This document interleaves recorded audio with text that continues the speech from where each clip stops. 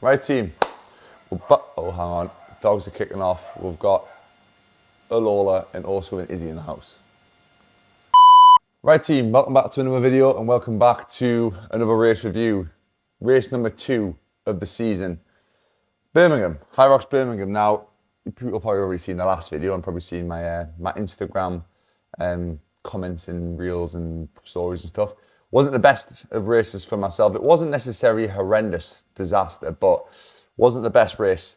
In terms of preparation going into it from the last race in Rome, we identified the problems that I wanted to work on. Run was in a really good place from the half marathon prep that we did leading up to the Great North Run. And then the main things to work on were big broad jumps and my wall balls weren't where they were at. Everything else was pretty good. And also just don't get a penalty on the rower, which successfully actually managed to do. Well, not get a penalty in this next race anyway. So some things to work on. So the last 3 to 4 weeks, we're working a little bit more on the compromise run. To be fair, it was just mainly working on the burpees and wall balls, which I felt I definitely worked on in a good way. And hopefully that was going to transfer over. So going into this race, we did taper a little bit more for it. So the race was on a Thursday night. My last big session was on the Sunday. I did cut that session short. It was just a normal process-driven fitness Hyrox Sunday session, which was normally a 75 to 80 minute workout. I cut it down to 60 minutes and I did some of it in a doubles format. So Sunday was the last big workout. Monday we did a 10k easy run into like a 10k easy bike just to get a little bit more volume in. So it was like 65, 70 minutes. Had a full rest day on the Tuesday. I actually woke up on Tuesday morning. I was going to do a little bit more of a tapered threshold session on the Tuesday morning. Sorry, woke up on the Tuesday morning. My alarm went off. I could just feel that I wasn't recovered. Had a little bit of like a sore throat and stuff. So I just took the opportunity to get a full rest day. And so I slept an extra hour. Just did some stretching in the morning and took a full rest day. And then on the Wednesday, the day before, did my normal shakeout. A little bit of an easy jog, a few strides, a little bit of race pace efforts, nothing crazy. Carb load protocol, did the usual. I think it was ended up being about 8 or 9 grams per kilo of body weight in terms of carbohydrates. Probably overate a little bit. So I did feel a little bit sluggish from the combination of having a rest day and the carb consumption. One thing to note as well, when I did my shakeout run, I did notice my heart rate was a little bit higher than usual. I just assumed like maybe a rest day is kind of like done something or whatever. But I was just doing my warm-up run at like a 5-minute kilometer pace, which is like a normal sort of zone 2-ish run for me. And it was shooting straight up to 150. So I did notice that, but didn't think anything of it anyway. Normal stuff. I was working Thursday morning, did 3 hours of work at the gym, just PT clients. Drove down to Birmingham, which is like a 4-hour drive, which is quite long. Checked into the hotel, had a 90-minute nap beforehand. Felt kind of okay again. Probably slightly overweight, but nothing like to the extent that I was worried about it. Felt a little bit stiff from the drive and stuff, but I did a bit of stretching in the room. Didn't really think anything of it. Kind of felt quite good into it. Had a few days off caffeine, so my last caffeine consumption was on the Sunday. So I had Monday, Tuesday, Wednesday off it, and then the race was on the Thursday night, 8 o'clock start. And I felt quite good. Walking over to the venue, I was up for it. Warm-up didn't feel too bad. I slightly rushed it. I realised that I finished my warm-up with only 5 minutes to go. Which was probably the only thing I would probably say I messed up was my preparation. But I didn't have Brian, I didn't have my dad, I was kind of on my own. There was obviously members of the gym there as well watching, but that was one thing. I think my warm-up was a little bit rushed. And obviously my time between finishing my warm-up and starting the race wasn't as much as I normally have. So, but nothing really to go crazy into. But good jump into the race now. So that's a bit of a background story going into my Birmingham race. So 8 o'clock start. Mindset going into it, always the same thing as races, just don't put too much pressure on yourself, just go out there, give it your best shot, treat it as a hard workout and see where you're at. I'm not a fast runner, I'm not one of them people who go out super hot, so I just pace myself going into that first run, that ski, and then obviously you just got to save a little bit of energy for the sled. So yeah, I would say I put a little bit more pressure on myself in this race because I've obviously had a good race in Rome where I was very relaxed going into it. Like I had a pint the day before the race, like because we were in Rome, like I was very relaxed going into it. But I would say, yeah, my mindset for Rome was a lot more relaxed. I was probably a bit lighter as well. I think nutrition pre-Rome was a bit better. I was probably about 92 kilos, where I think I hadn't weighed myself, but I could tell I'd ate a little bit more food the weeks leading up to Birmingham.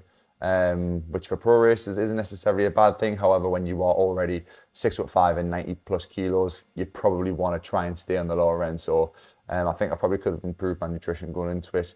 But anyway, that's enough background stuff. Let's get on to the bloody race. So we'll skip to the end. My time, 1 hour, 3 minutes, 32 seconds. No penalties or nothing on this one. Let's have a dive into the actual race. So I've got my high results up here. Overall runs, first run obviously was a little bit longer. It was like 2.5 laps, three times round. 4 minutes, 24 seconds, which again isn't amazing. It's not a 4:24 pace. Went out just my normal standard pace. Everyone shoots off. I hold back a little bit because I'm not the most amazing runner. It wasn't anything major to worry about. Ski erg split was just pretty much exactly the same as Rome. I actually, to be fair, I think I probably pushed it a little bit more than Rome. I was probably more about 148, 149 in Rome. I probably more towards the 147 pace on the ski. So my ski erg time was 3:53, which actually is a second slower than Rome, even though I think I actually went fast on the screen. Obviously, it depends on how much you run in and out. Next run was down, so this is kind of when you probably average things out a bit more. 3:47, still felt pretty good. Nothing too crazy, wasn't really worried about anything. On the ski, I was a bit worried about my stomach because I kind of rushed my start, my time from the warm up to the starting point. So I was a bit worried about, have I went to the toilet enough? Because we've had that issue before in Glasgow. We don't, obviously 2 years ago, don't want that again. So I was a bit worried about that, but again, nothing too crazy. And this is where things went absolutely horrendous. The sled push. So the sled push, my last one in Rome, which I didn't necessarily think it was harder with the new turf. I just thought it was different because I've had to change my technique and get my head low and head around the pole. It was just different. My push in Rome was 2:44, so about where I'm normally at for a sled push. My sled push in Birmingham was a grand total of 3 minutes, 20 seconds. So we're looking at, 36 seconds slower than my last race, and I felt horrendous. So I did my usual thing of doing the first length unbroken, which I normally do anyway. Did feel like a little bit heavier pushing it. I was like, this is a little bit more. I didn't feel like I needed to break.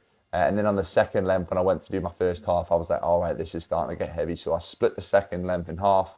And then the third length, I actually went into thirds because it really got me.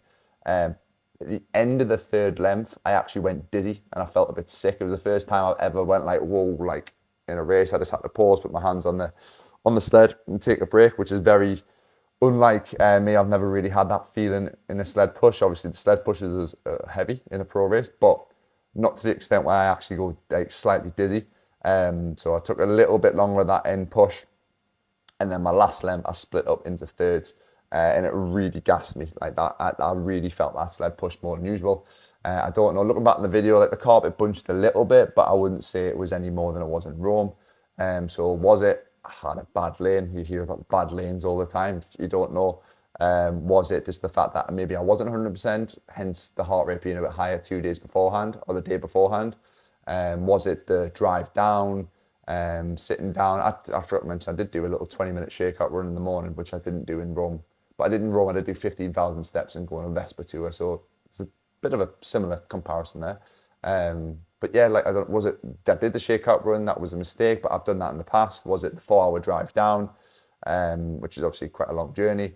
I don't know what it was. I just wasn't feeling great on that sled push, and that I could feel the knock-on effect of that sled push later in the race. So my next run afterwards, bear in mind my run after the ski was a 3:47. I went down to a 4-minute run, and I really felt it. Obviously the rock zone time was probably a little bit longer as well because my legs were very heavy, and I also felt that compensation in the sled pull. So my quads were burning a lot more than they normally do. So my sled pull, comparing it to my last race was a 3:31 in Rome. This race was a 3:48, so 17 seconds slower. I just felt a bit more gassed out on that sled pull, and normally it is a strong station of mine, one of my strongest stations. I'm normally within the top 3 normally on the sled pull, and I ended up being on the sled pull top 7th overall. The sled push I was 95th overall, which is not good for me because the sleds are normally one of my stronger points. So that was a little bit disappointing. Moving on after the sled pull, kind of regained I think a little bit of running. My running went Back, oh, well, 3 seconds difference, 3:57, so a little bit faster. Burpee bro jump, something that I really wanted to work on. I actually felt like I was a bit faster because I didn't do the kneel step technique. I just did burpee down, swing my right foot round, so I always went right side, make sure my toes aren't going over my hands, and then jump. So on video, it looks faster, and I felt like I was faster, but it was only 5 seconds difference from my race in Rome. So I was 3:26 in Rome, 3:21. And looking back at my races from the last few years, I've been a lot faster. I've been like a 2:50 before. So I don't know if I've just got worse at burpees, or I don't know, maybe I'm just not as tired afterwards. God knows what it is. But yeah, burpees were a little bit, not well, a little bit faster than the last race, but not where I wanted them to be considering all the work I put in. And I was cramping in my right hip flexor, which the only thing I can think of with that is obviously compensating from the sled push or the drive down, because obviously my hip flexors are stuck in that position for 4 hours. I don't know what it could be. There was no change in terms of like electrolytes or anything before race. It was just maybe one of them things. After the burpee bro jumps, my run always takes a bit of a hit, so 4:08. So comparing it from race to race, my last race in Rome, I only lost 3 seconds in the run, whereas this race, I lost 11 seconds in the run. So bit of a difference there, bit more fatigue. It could have just been that knock on from the sled push. I just wasn't feeling good. And on the runs, I kind of felt like I couldn't get into a second gear. I couldn't get out of first gear. I was just stuck. Like I couldn't push into that zone 5. I couldn't push the runs the same way. I had my heart rate monitor on again. It was jumping in and out, but I wasn't getting into zone 5. I was sticking around like 170 to maybe 174, like high zone 4 for me. Whereas in other races, I'm pretty much 50 minutes of my race are in zone 5. Whereas this one, I think I only dipped into zone 5 like less than 10 minutes. So just a sign that I didn't have that extra push. On to the next one, rower, positive things, didn't get a penalty. And even with the penalty in my last race, I would have been 6 seconds faster. So improvement on that. Just steady 1:48 pace, similar sort of thing. Felt all right on the rower. This is when I think I started to pick up a little bit. Run went back to 3:59, so a bit of improvement there. Farmer's carry, just hammered through that. I even did a cheeky little T-turn this time because it was the tight corners. And I do actually think it's, even though it looks fancy for Instagram and stuff like that, I do actually think if you can practice it, it's a bit more efficient. I've seen some video, I think it's like a Japanese T-turn. I think they used to do it in marathon runs where there's a complete U-turn on the run. But yeah, definitely a little bit faster. 1:27. I think farmers carries depend on how fast you can do it. It depends on like how busy it was, and it was quite busy. So I probably lost the 8 seconds because of the busyness. Because in Rome I was third in my heat. There was nobody really on before us, and I flew straight through. Whereas this one a little bit slow, but I couldn't really do any faster. Didn't drop them, which is the main thing. Then run 3:59, so about the same as the one after the rower. And then big improvement on lunges, which was good. I did feel like I had a bit more energy by this point. Like I kind of picked back up, but I did also, like I said before, notice that my runs, I couldn't push that more. So I almost did naturally feel a little bit more fresh. The runs were still hard, but they just weren't to the point where I could like push and get out of that next gear, which we'll look at my run over time in a second. So lunges, much better, felt good. There were 2:54, 18-second improvement from the last race. Last run, 4:05, so took a bit of a hit on the run, and then the wall balls. Much better this time. I actually went to like muscular failure rather than just feeling rubbish. Like I broke at 51, I think in Rome. I broke at 75 in this race, just purely because I was like, you watch the video, I was like slowly coming up and throwing it, and I was just losing time. Had a 5-10 second rest back into it, and I flew through the last 25. That little 5-10 second rest helped me improve my cadence and my speed on that. So maybe potentially I might even just drop my ego a little bit, stop going for that 100. Maybe I'm not quite there yet, and maybe just do 25 and have like 5-second rest, give us a little bit of a rest, and then see if that improves my overall time. Because my overall time was 4:04. And even when I went unbroken in Glasgow, I think my time was only just under 4 minutes. Like I think my cadence isn't that quick because I can just mentally hold on to the 100, but doesn't necessarily mean I'm doing them fast. I'm not Alex Ronkovich territory yet, or Hunter McIntyre. But yeah, 4 wall balls, big improvement, 11 seconds improvement from the last race. So back half of the race, the row, the lunges, the wall balls, big improvement. It was just that first half which absolutely killed me. So looking at the runs, run total, Rome, 31 minutes 07, This race, 32:15. So 1 minute, 8 seconds difference. Again, Rome course was 1 lap outside. So we'll take that into consideration. Probably a little bit cool. Probably not necessarily cooler because it was in Rome. But just being outside, I think maybe mentally and being 1 lap helped. Rock zone time was 2 seconds better. I think rock zone, like, size, Birmingham was probably a bit bigger in terms of the size of the rock zone compared to Rome, thinking about it. So that could potentially balance out, but I think overall my running in Rome was probably better because I could push that bit more. And then workout total, 7 seconds difference between Rome and between Glasgow, Birmingham. So to be fair, workout total, not too much difference. It potentially was just a little bit of a longer run course as well, but I do think my running wasn't the same point. So like my run average, according to high results, was a 4:02, and I know it was a 3:53 in Rome, but obviously that's not including the rock zone as well. So yeah, I just felt a little bit like flat from that sled push. The sled push, I think, was the main thing that lost me a lot of time. I don't know, let me know your opinions on the sled pushes in Birmingham for people who did it. I've seen some people absolutely fly for it. Like some of the pros, I've seen videos of them absolutely flying for it in like 2 minutes 10 maybe. I think Sean Noble got 2 minutes and something. I've had a few members who have flew through it, doing even the open division, doing the pro division, but then some have really struggled. So is it just the inconsistency of lane still? I don't know what it was, but I think personally I just had a bad day. I think that's all it was, because the dizziness and stuff kind of did affect me a bit. But who knows? Somebody else might have had my lane, had a bad race as well, so we're in the same scenario. But it is what it is. Can't really complain. Just, again, you just got to say it yourself on each race. Are you giving it 100% on that day? Could you have pushed any more anywhere? What felt good, what didn't? And then that's literally all you can reflect on. So for me, that sled push killed me. I'm definitely going to buy the new centre fit sled push just to get used to that technique with my head going round, because I just did a workout at the gym today and I loaded the sled up to like 235. And I used to think our sled pushes was heavy at the gym. Like everyone says they're heavy. But I loaded it up as many plates as I really could.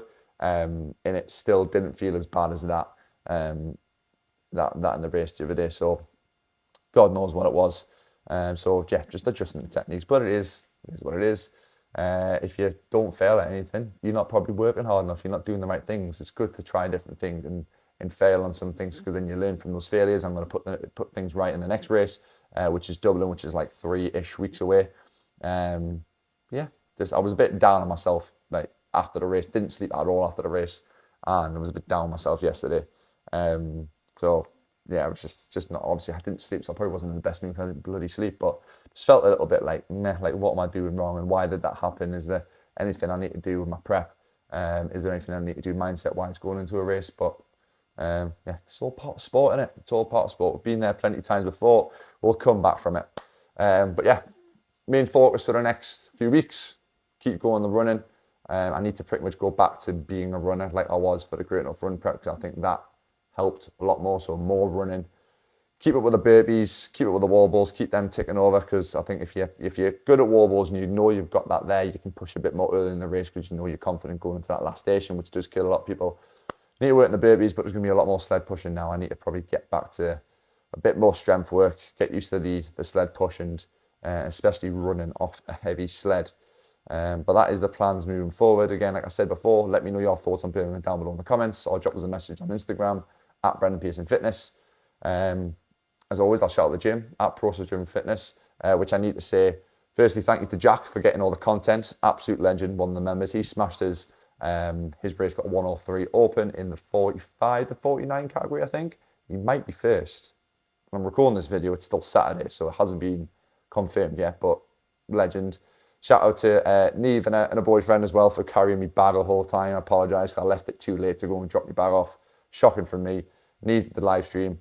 Shout out to she also did a pro race as well and smashed the first ever pro race. I think she got 120 something. I think she was like 6th or 7th in her age group as well. So amazing work, and shout out to all the members who absolutely killed it. Some of the times that we've been getting from members and the improvements, PBs, people who are doing the first Hyroxes, everyone's absolutely smashing it, and the buzz at the gym in the minute is class. So if you're in the Northeast, if you're in Morpeth, follow the gym, get yourself in. We'll do a 7-day free trial as well. And a Hyrox Sunday classes are booming at the minute, and they're 90-minute classes, so you pretty much get a full Hyrox in if you want to prep for a race. Sundays 9 o'clock is where it's at. And shout out to the subscribers who came and said hello to us as well, which is quite nice as well at races. And I'm trying to get back to this YouTube thing, which I promised, so it gives me a bit more motivation to get back to the videos. But I've waffled enough. Hopefully you've enjoyed the video. If you haven't watched the last video, which was the Birmingham vlog, watch that.